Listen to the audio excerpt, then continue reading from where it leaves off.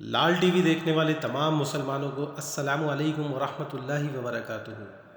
ہم ہمیشہ ان لوگوں کے بارے میں سنتے ہیں جنہیں نہانے کے دوران گرنے کے بعد فالج ہوتا ہے۔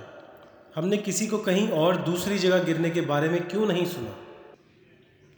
جب میں نے صحت مند طرز زندگی کے کورس میں حصہ لیا تو اس میں اسپورٹس کاؤنسل کے ایک پروفیسر شریک تھے۔ انہوں نے بھی اس کورس میں حصہ لیا تھا۔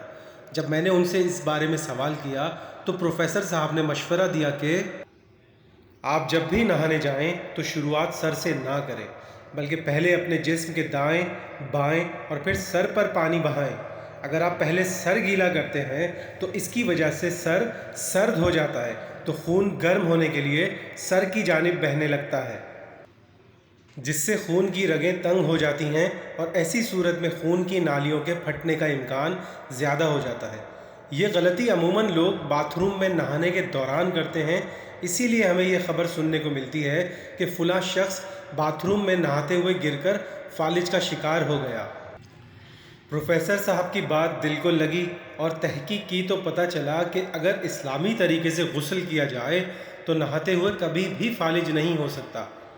اس لیے نہانے کے دوران فالج کا حملہ ہونے سے بچنے کے لیے پیارے آقا صلی اللہ علیہ وسلم کا بتایا ہوا غسل کا سنت طریقہ اپنائیں۔ سب سے پہلے وضو کریں، پھر دائیں کندھے پہ پانی ڈالیں اور پھر بائیں طرف، پھر سر پہ پانی ڈالیں۔ یہ غسل کرنے کا سنت طریقہ ہے۔ ہم جسم سے بھاپ ہوا کی طرح بہتی ہوئی محسوس کریں گے اور پھر حسب معمول کی طرح نہائیں گے۔ یہ بالکل ایسے ہے جیسے آدھا گلاس تیز گرم پانی ہو اور پھر اس میں اچانک ٹھنڈا پانی ڈال دیں تو کیا ہوگا؟ گلاس پھٹ جائے گا۔ اسی طرح ہمارے جسم کا درجہ حرارت بہت زیادہ ہو اور پانی بہت ٹھنڈا ہو، اور اگر ہم سر پر براہ راست پانی ڈالیں تو ہوا پھنس سکتی ہے اور خون کی نالیوں کی ٹوٹ پھوٹ سے موت بھی واقع ہو سکتی ہے۔ یہی وجہ ہے کہ ہمیں اکثر کسی شخص کے باتھ روم میں گرنے کی خبر ملتی ہے جس میں خواتین کی تعداد زیادہ ہوتی ہے، کیونکہ وہ باورچی خانے میں گرمی میں کام کرتی کرتی نہانے چلی جاتی ہیں۔ غسل ہمیشہ اسلامی طریقے سے کرنے کی کوشش کیجیے، اور اگر نہ کر سکیں تو بھی کبھی براہ راست سر پر ٹھنڈا پانی نہ ڈالیں، ورنہ سخت نقصان کا اندیشہ ہے۔ غلط طریقے سے غسل کرنے کی وجہ سے فالج ہو سکتا ہے یا درد شقیقہ یعنی آدھے سر کا درد لاحق ہو سکتا ہے۔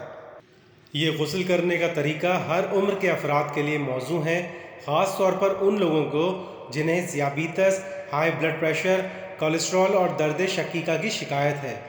علم حاصل کر کے محض اپنے تک نہ رکھیں، براہ کرم دوسروں کو آگاہ بھی کریں۔